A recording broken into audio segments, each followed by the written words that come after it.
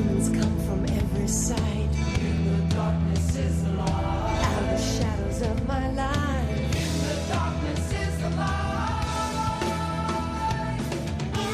Welcome everyone to our first ever So Weird podcast, episode 1. I am Kathy. I'm Zach. I'm Emily.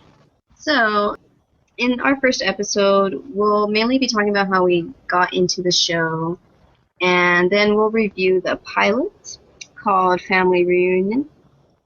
How I got into the show, I was really little and I have older siblings, so they watched anything on Disney while I watched like cartoons. So they would watch So Weird, and I was a little scared of it. I actually started getting more into it in season 3 because they showed it after school, and I would just come home and watch it, and it wasn't that scary, so I was okay with it. And then later on, I think on YouTube they had it. They don't have it anymore, but they had the episodes, and I saw it again, and I realized how good season 1 and 2 was. And then started a live stream, and I started a blog, and found other people that liked it. Okay. Well, I saw the show when it first ran on Disney, which I guess was 99, which meant I would have been 11 years old when it was on. And I actually, my family had just gotten the Disney Channel not too long before then. And that was the Zoog Disney era, and I watched a lot of the other shows that were on at the time, Jeff Corwin and Jet Jackson, and they were fine. I thought those were okay shows. But when they first started showing the advertisements for So Weird, that caught my attention, because at the time I was kind of into, quote-unquote, the paranormal. I'm a lot more skeptical about that sort of thing now, but back then when you're 11 years old, somebody says, hey, there are ghosts and monsters and UFOs out there, and you go, well, that's cool. Mysterious, yes. Yeah, and I watched the show when it aired originally, and was definitely a fan at the time. And then it was one of those things where it went off at Disney, and I didn't think about it for years and years. Occasionally I would remember that and say, oh, that was a good show. But 3 years ago, I was at a horror convention in Baltimore, and somebody was selling a bootleg set of So Weird, and I picked it up and said, oh, I remember the show. I remember this being a good show. I wonder if it holds up. And rewatched it and started reviewing it for my blog for 6 weeks. Every October and September, I review and watch as many horror movies and TV shows as I can. And it really reignited my interest in the show.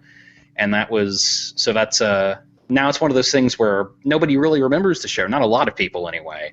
So it is sort of neat to go on and find that there is a fandom out there for people who do remember the show and are fans and are trying to at least keep it alive within the fandom anyway, since Disney doesn't seem to have any interest in re-airing it or re-releasing it. No. I wish. Are the bootleg quality, is that good? No. It looks like it was ripped right off of YouTube. Oh. The VHS tapes. Was there a lot of interest in that bootleg copy at the convention? Were people I don't really think so. No. Oh. But that's really cool. I never think of finding that at an actual horror convention. Huh. I got into the show just like Zach when it originally started airing. I don't know if it was 99 or 2000 when my cable company finally picked up Disney Channel, but I started watching, and at first I was a Nickelodeon purist. But back then I watched, Are You Afraid of the Dark, Hey Arnold, Rugrats, all that stuff. But the only thing that could pull me over to Disney was So Weird. And I just loved it because it was a little scary, like Are You Afraid of the Dark, but it had something else going for it.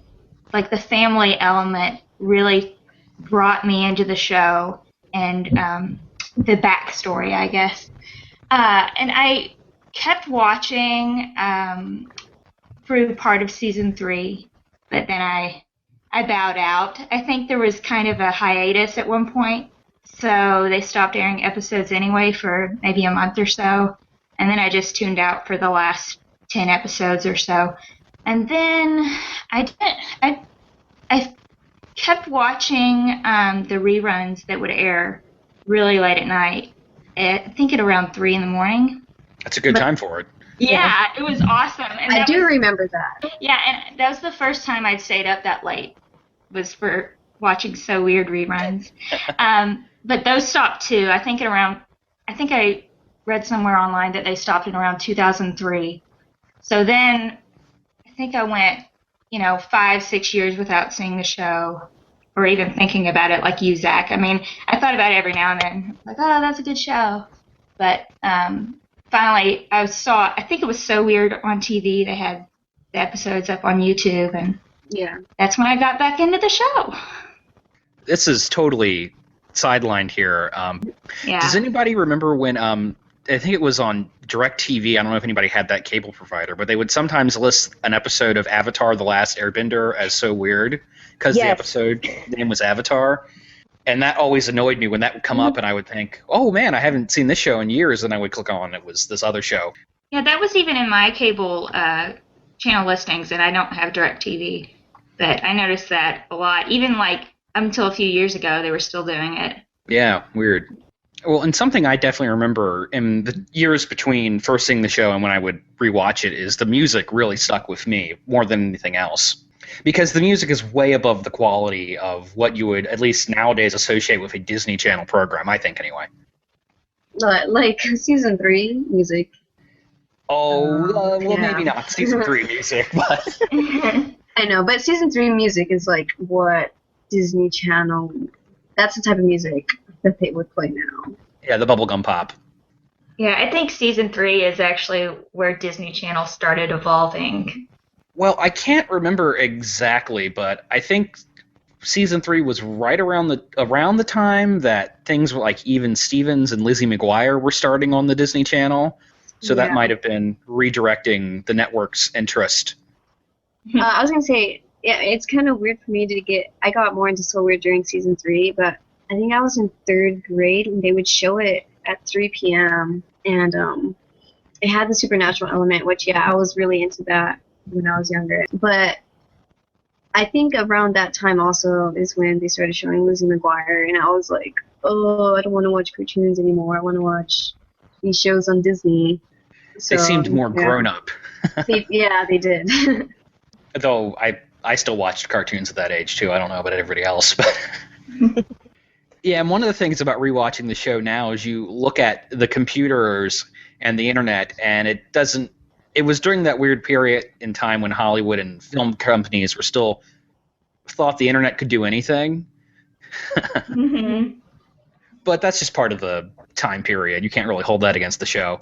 And that was part of Zoo Disney too. They were really trying to promote getting involved with the fans through the internet. So they kind of pushed the internet in their shows too. Yeah.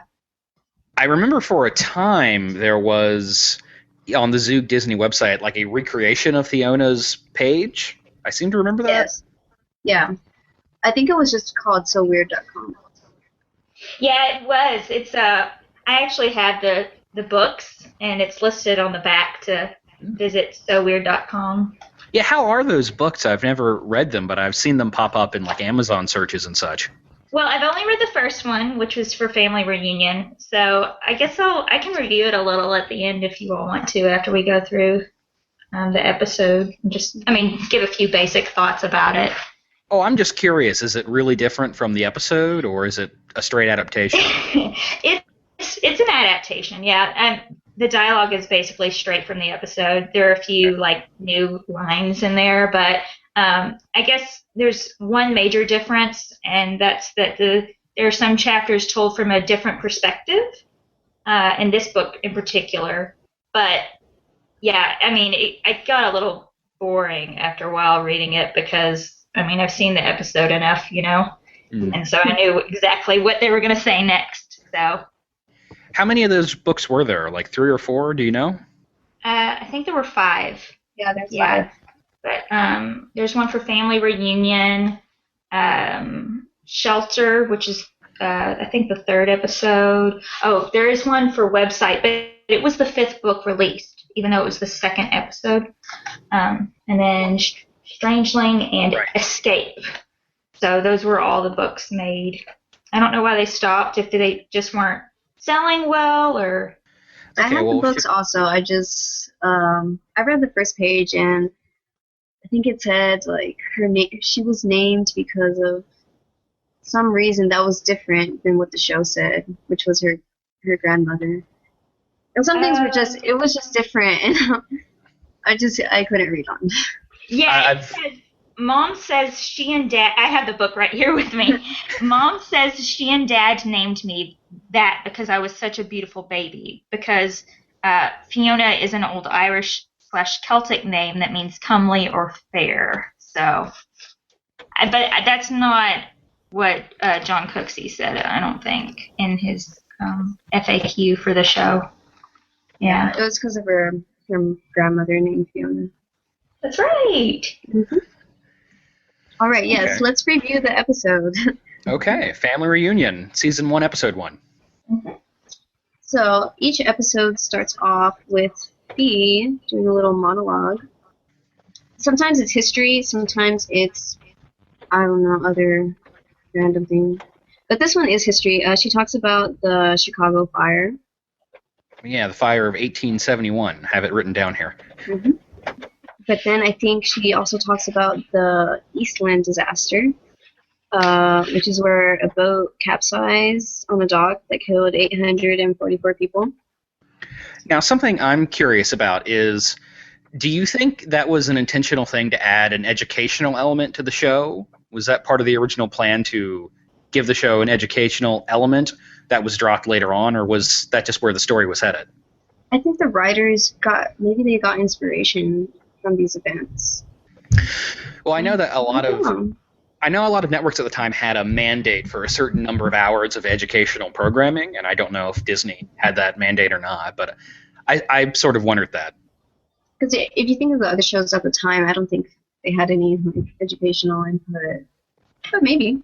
Now, I think it was in Cameron White's This Is TV reviews where he describes the show as the X-Files meets the Partridge Family? Yeah, I did. Yeah. That's a cool comparison. I never watched the Partridge Family, but I think even hearing about the show and what it was like, yeah, that's perfect. Well, I've always heard it being compared to the X-Files for kids. Yeah, and though it was around the same time as I think Buffy had started, and there were other shows out there that were sort of interested in quasi-supernatural, sort of soft horror elements. Mm-hmm. What's also cool about the little intros for the episodes is they incorporate a lot of, I think it's real footage, because this episode was black and white footage of, or pictures at least, of the boat sinking and all that, which I think is always really cool. I think it's real, but I don't know if it is or not. I don't know if it's real or not, but it looks like genuine stock footage, so it really probably does, yeah. Okay, so after the intro, they show us a little Fee's bedroom, and you can see the stuffed aliens and other cool little weird things here and there, so you know that, yeah, this is a girl who likes the supernatural. There's like 2 or 3 scenes devoted to the pilot where Molly says to Fiona, they mention in passing something about their dad passing, and it's sort of a way for the audience to know that this is part of the character's background, even though obviously the characters would know these things already. Yeah, I really like how they mention her dad, Rick, in the first few episodes. They kind of start off mentioning Rick, and at the end they mention Rick also. Does anybody know when he officially became Rick Phillips, or which episode did that first get mentioned? I'm not sure. Like, I don't know. I've shown it a billion times, but Well, I don't know. I don't know if it was. I know definitely in season 2. Well, I know there's a newspaper article in the 9th episode, Rebecca, that I'm pretty sure has his name in it. But I don't know if they actually say his name out loud in the episode. Actually, I think one of the characters does, but I'm not sure if he was mentioned before then as Rick. I guess we'll find out when we watch them. Yeah, there'll be like something we'll be searching for, and whoever finds it first gets the prize. Okay. Yeah, there's a line that Molly asks Jack, which is Fee's brother, she mentions, like, how is everyone doing on the tour, because what's going on is Molly, the mom, is a rock star, and they're touring. I think she's just trying to get herself out there because she doesn't have a record label yet. Yeah, this is sort of the comeback tour. Yes. And Mackenzie Phillips is more or less playing herself, sort of. So originally it was not Mackenzie. It was Molly and her husband Rick, and they were both in a band called what was it called? Phillips Cane Band, yes. Phillips Cane Band, that's right. What was Papa Bear's actual name? I can't think of I know that was what Fiona called him, but I can't think of the actual John characters. Kane. John Kane, okay. Yes. I'm glad you guys know this stuff. So yes, Rick dies, and then Molly comes back, has her own tour as a solo. And she asks Jack if everything's all right, and Jack really loves being on tour. But she's mainly worried about Bea because she's at that pre-teenage. And I noticed as soon as Molly mentions Rick, like, you know, I'm worried because after Rick died, blah, blah, blah, Jack becomes very, like, cold, kind of. Sullen. Yes, and he's like, we're fine, everything's good. Yeah, and something, if Fiona is the molder of the relationship, then Jack is definitely the Scully. He's the skeptic. He doesn't really buy into any of the supernatural stuff. And it continues to be that way throughout the show, even though he sees some pretty crazy things. Yeah. We get introduced to Ned, which is the head roadie. He's the bus driver. And his wife is Molly's manager, Irene. But in this first episode, they use a different actress than the rest of the episodes. Oh, yeah? You didn't notice? I guess I didn't. Well, she has a pretty small role. Yeah, she didn't have a lot of lines in this episode either. Though it's Dave Squatch Ward plays Ned throughout the whole series. I feel like Ned was the character most like himself in this episode. Like they really nailed his character even in the first episode. Molly isn't too different, but at this point they're just establishing everybody's personalities, so the characters would grow and evolve throughout the future episodes. Something that I don't know if we have this part on video, but I was saying earlier about how in the opening scene, Jack is much meaner to Fiona than he would be throughout the series. And they're obviously still establishing the character, and at the beginning he's sort of a meaner big brother. He sends her a little video on her computer that makes fun of her interest in the supernatural. Oh, yes. She's so excited that she got something something submitted to her webpage. Yeah, and Jack's Photoshop skills are out of this world for the time period, I think. I know. He can make, like, GIF animations and everything. Yeah, I don't even know if that technology existed back then. Yeah, and he's calling her, like, all these names, like a geek and all this stuff, and they're making faces at each other, like typical brother-sister stuff. Yeah, he doesn't really say anything nice to her, even, like, in a genuinely joking manner until the very end of the episode, I feel like. I don't know if this is just, like a really bad time for them, you know? Like, they just are blowing up lately and, you know, hashing out at each other or lashing out at each other, but it was very noticeable. I was just going to say 3 teenagers on a bus together are going to get into conflicts regardless, so. True. Yeah. Oh, yeah, the other teenager is Clue, who's Ned and Irene's son. Yeah, has a very small role in this first episode. So the episode, Molly is at a club in Chicago, and they get there, and someone, or is it Ned, that brings up that the Chicago, or the area, was the area where they had the Chicago fire. And I think she starts researching on it, or she hears something, like a ghost calling her.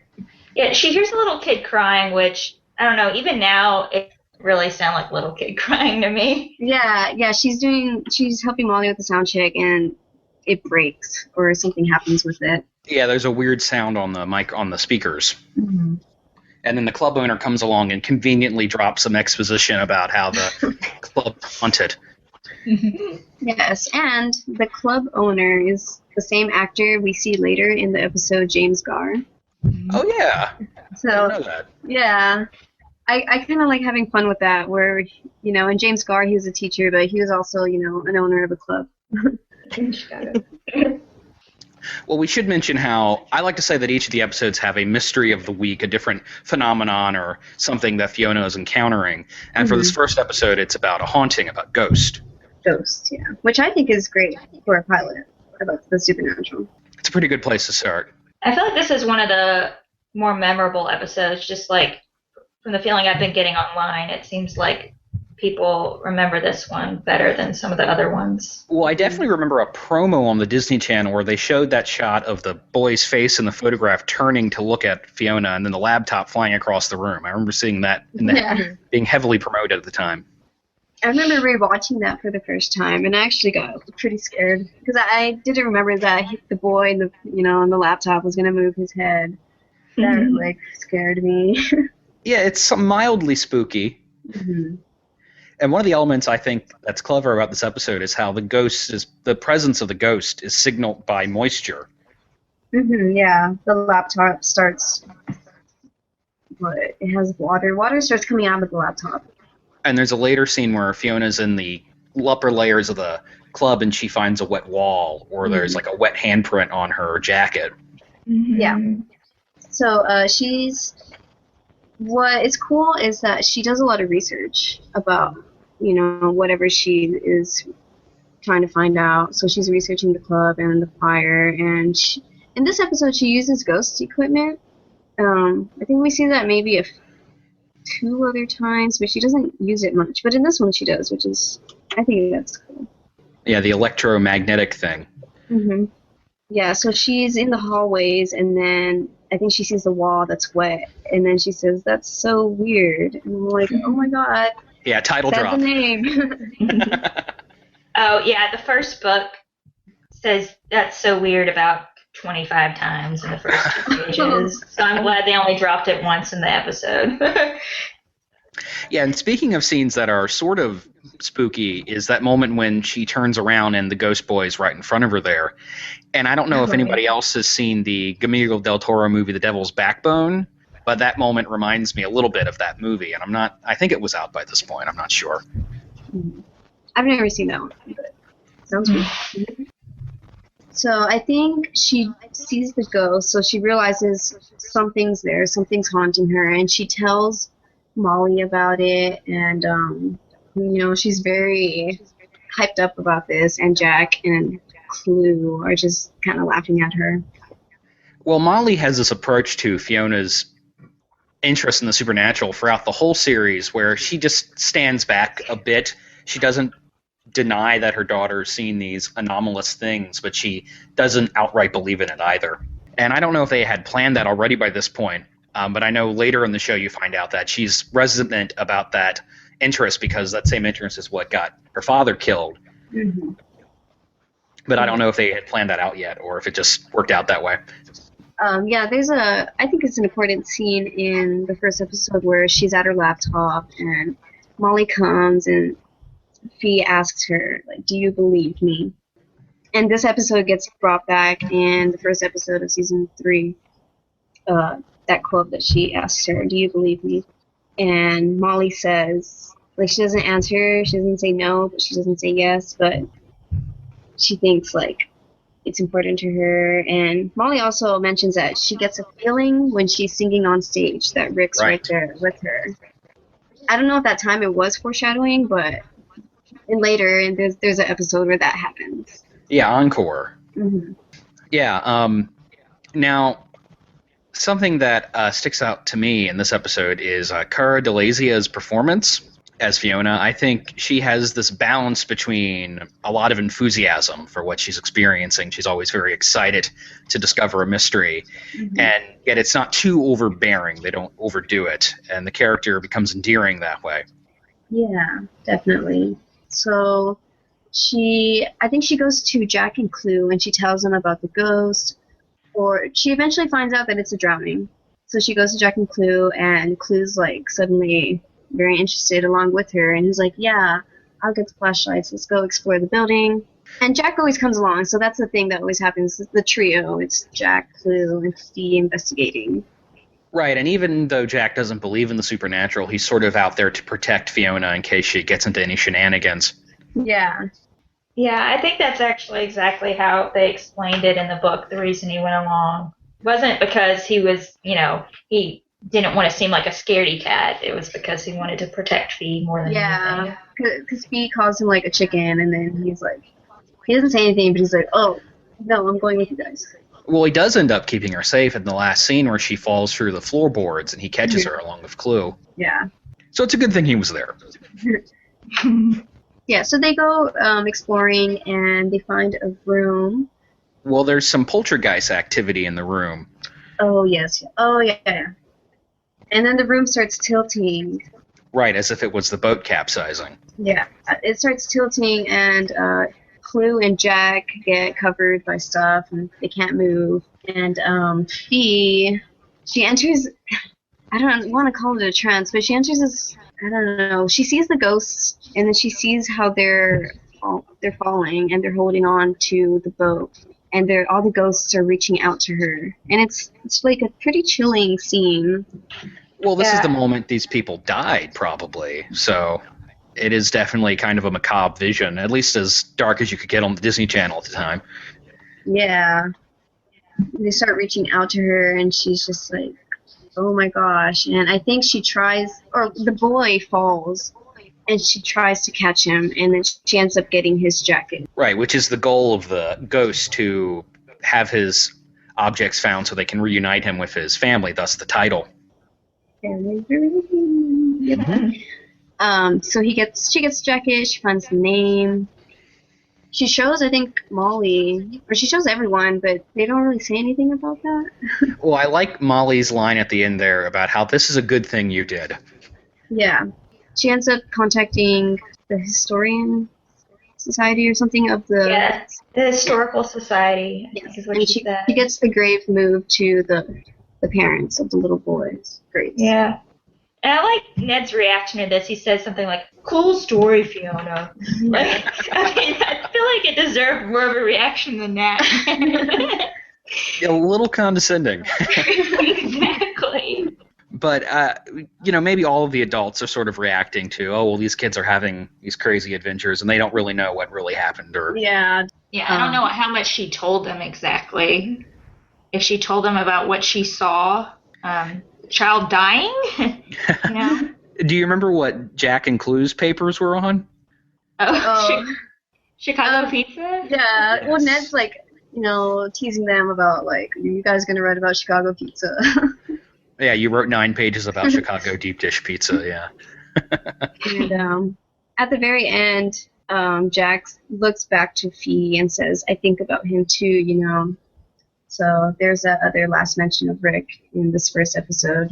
Yeah, and it's to show that even though Jack and Fiona disagree, they have that connection. They both deal with the death of their father in different ways. There's probably my favorite scene in this episode is when Jack says to Fiona about how he believes there's really no such thing as an afterlife, how when somebody dies, that's like another heated scene with them too.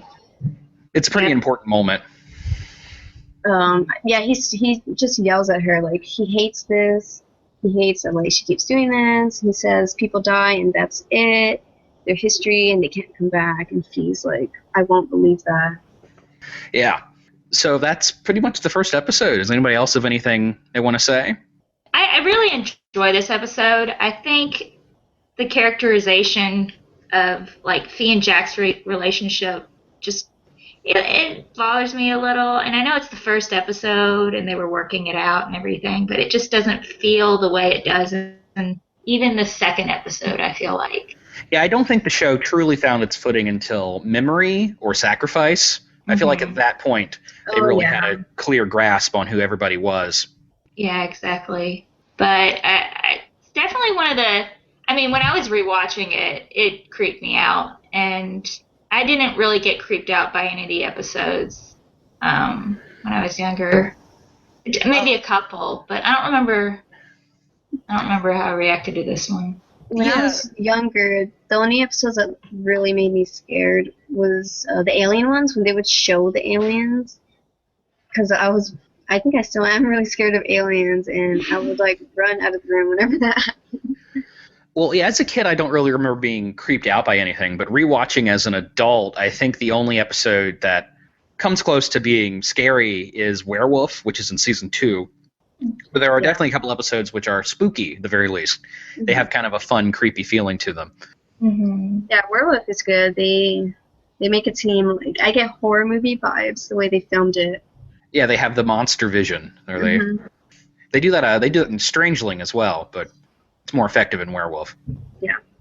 As of scary shows, I feel like So Weird was a little bit scary, but I think other shows might have been scarier. Like, Are You Afraid of the Dark? Well, when you compare it to the other stuff that was on at Disney at the time and the things that Disney would show in the future, there's really nothing else in the Disney TV show canon that comes close to tackling the same subjects as So Weird. So in that regard, it's probably a little creepier than what you might expect. Gravity Falls is pretty creepy. I would say that in some ways it rivals So Weird in terms of just overall creepiness. And Which show? Gravity Falls. But it's a cartoon. So yeah, I still haven't seen that. I need to watch that show. Yeah. I mean, I'm just surprised with some of the stuff they were able to get away with on that show. I don't know if it's because it's current, right? Mm-hmm, or I think it just ended. Yeah, it ended in February, I think. So do we want to talk a little bit about some of the different actors on So Weird? Just who's playing which characters, I mean? Yeah, we can. I'm trying to remember their names. Well, Cara Delizia is Fiona. And rewatching the show now, it was sort of disappointing that she didn't go on to do a lot of other stuff. I know she was on a couple episodes of The West Wing, but she kind of disappeared after So Weird, which is disappointing because I think she's a very good actress. Yeah, she was very promising. Like her crying scenes were Her crying scenes break your heart. She's a great crier.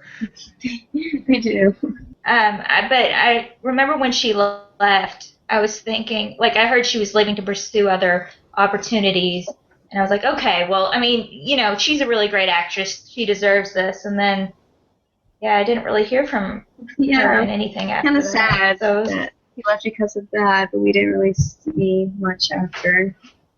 Yeah, and I believe it's Patrick Levis plays Jack. Is it Levis or Lewis? I think it may be Levis, I think I'm Levis. not totally sure. Okay. Yeah, and he was in Brink with Eric Von Detten, who plays... Yes, he was. Mm-hmm. Yeah, classic Disney Channel. Yeah, he's been in other little shows here and there, and I know he's done theater. Yeah, he pops up in stuff from time to time. But his main thing is that he's in a band. Yeah, that's his main thing. Yeah, and then it's Mackenzie Phillips playing Molly, and I guess she was the biggest name in the cast. Though I don't know how many kids watching Disney Channel in the late 90s, early 2000s remembered her. Oh, what was the TV show she was on?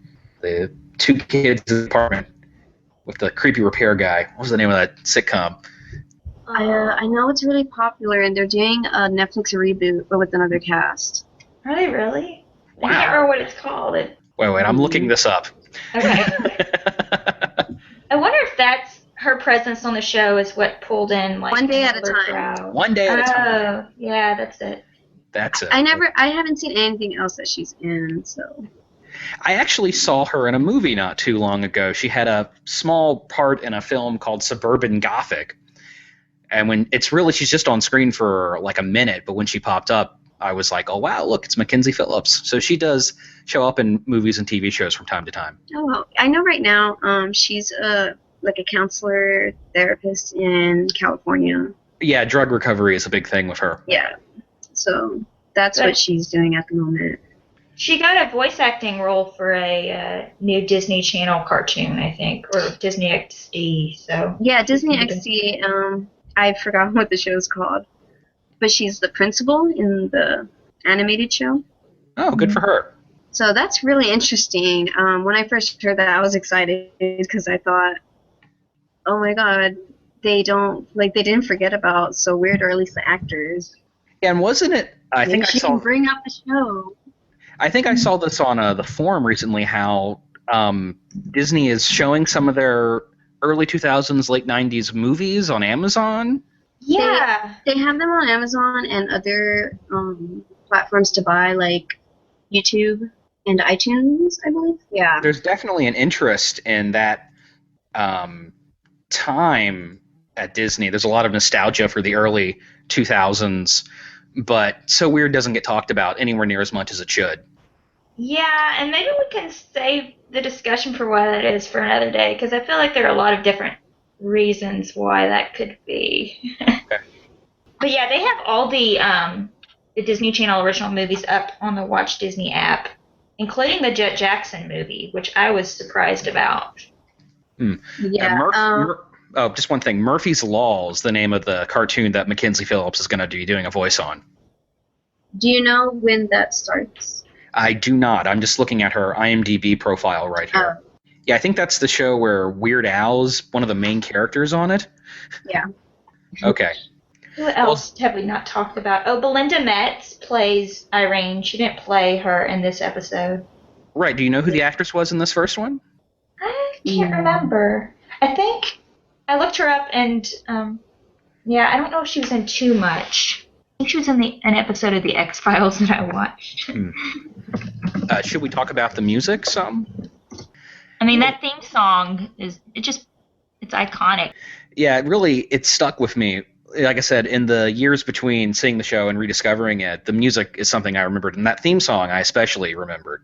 That's, I think, something that a lot of fans, the ones that don't, know about the show that much, I think most of the fans remember the theme song. Yeah. And what do you guys feel about, I know it was, I guess, a couple of years ago when the studio versions of the songs were leaked onto YouTube. I know there was some contention about that. Yeah.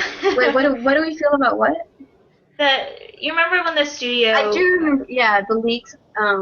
So what happened was, a long time ago, I know the So Weird website used to release things for people to download. So I don't know if they got the songs from there, or some fans contacted, I don't know if it was John Cooksey or someone else. They contacted someone, and they would give them files of the songs and some other cool stuff.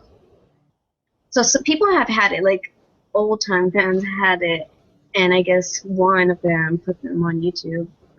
Yeah, and there was some controversy about that because, and I guess it is sort of lousy that somebody would betray somebody's trust, and that's something that they were giving confidentially and put it up on the internet. But by the same accord, I'm really happy to have HD versions of these songs. I don't think all the songs got released on there, but there's a few. Yeah, most of the Season 1 and Season 2 songs are out there now. Mm-hmm. So, I mean, it is bad that somebody kind of went behind somebody else's back to release those, but at the same time, I'm happy to have really clear versions of the music.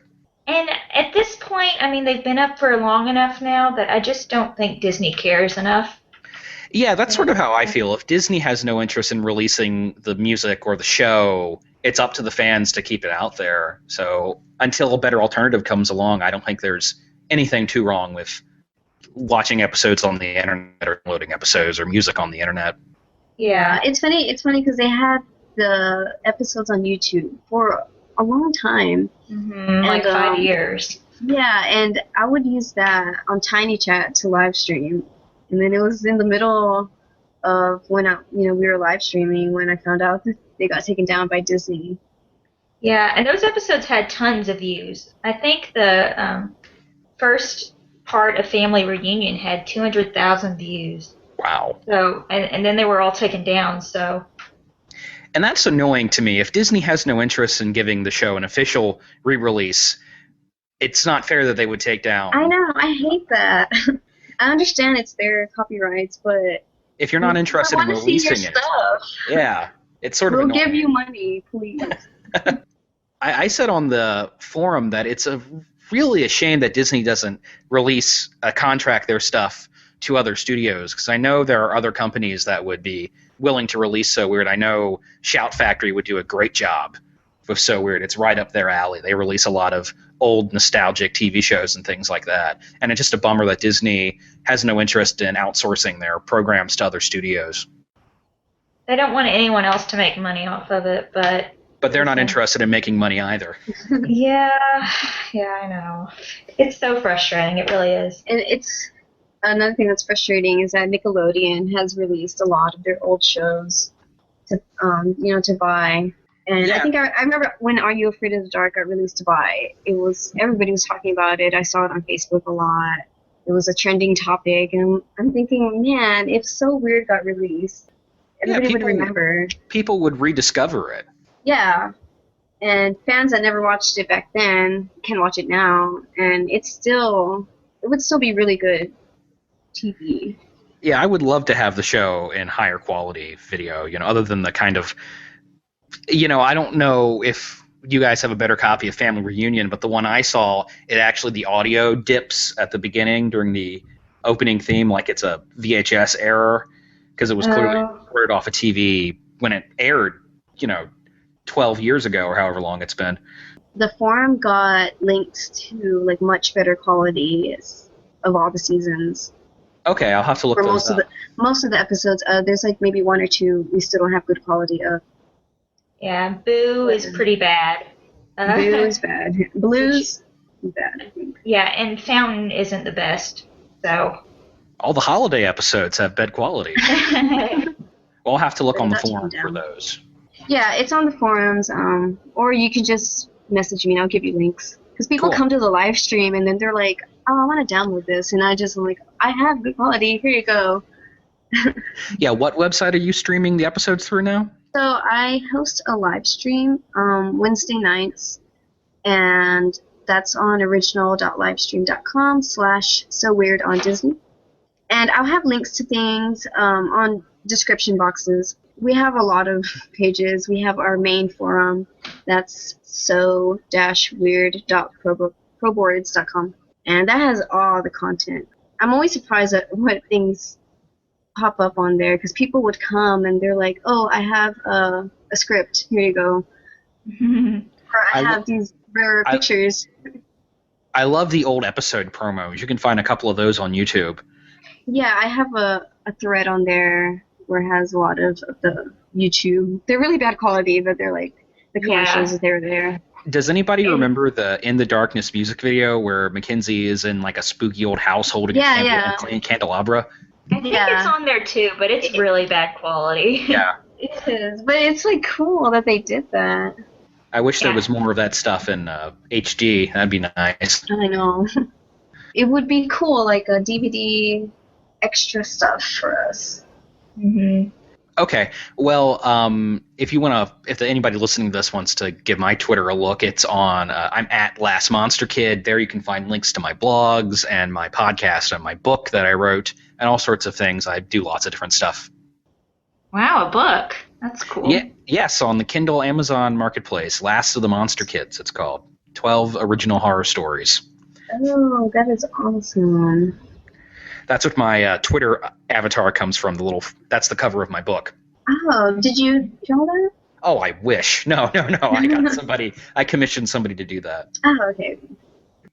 So Weird has a Twitter, the unofficial So Weird Twitter page. It's at So Weird on Disney. If anybody wants to follow that, we have about 100 followers, which is pretty cool. The forum also has like 100 members. Yeah, didn't Mackenzie Phillips shout at the Twitter once? Didn't she give a shout out to the... I tag her in some things, and she always retweets. Cool. I think she follows it. She follows it too. And I know John Cooksey has occasionally acknowledged the forum and the Twitter page and such. John Cooksey is awesome because you can just tweet him, and he'll always reply to you when it's about So Weird. Yeah, I mean, he responded to me within like 5 seconds, and then he emailed me within an hour with a huge FAQ and all this stuff. He's fantastic. Yeah, I downloaded the FAQ off of the forum. I've actually got that on my computer somewhere. Yeah, it's jam-packed, 27 pages long or something like that. So it's awesome. What I love is I think that the cast and crew also really love the show because they still mention it now. I see on Facebook, I think it was Belinda posted like an old picture of the cast, and they're friends with each other, and they like comment each other. I feel like they really like the show. It was probably a really good cast. I feel like if Disney was going to release this on DVD, everybody would be willing to come back and be interviewed for it and do little featurettes or commentaries or things of that nature. Mm-hmm. I know that Patrick Levis has liked some of our tweets. Except for Cara Delizia, she's just disappeared altogether. But Yeah, I think she turned into just like a family mom person. yeah, Which good for her, you know? That's Mhm. great. I suppose so. We do have a few active Tumblr pages, too. We're so weird. So mine is c-phillips.tumblr.com. And I've been making, so weird gift sets since, I guess, it's been a couple of years now. So feel free to check it out. That's Yeah, I your think I've thing. seen that Tumblr page of all the gifts, so that's you that makes those. I just wanted to make a little tribute, and now I've been doing it for 2 years, so. Cool. I love you for that, because we've never had, like, many so weird gifts. Yeah, there aren't too many more out there. I know that Kat has made some in the past. I'd like to see her make more. And her Tumblr is that-so-weird, I think. Yeah, .tumblr.com. There's I want to say the main So Weird page. That's fuckyeahsoweird.tumblr.com. I think we have 800 followers on there. So are we ready to sign off, or? Yeah. So if anyone has any comments or questions for us, send them to So Weird on Disney on Twitter. Okay. Well, thanks for listening, and hope you'll come back to our episode 2. All right. Bye, everyone. Goodbye.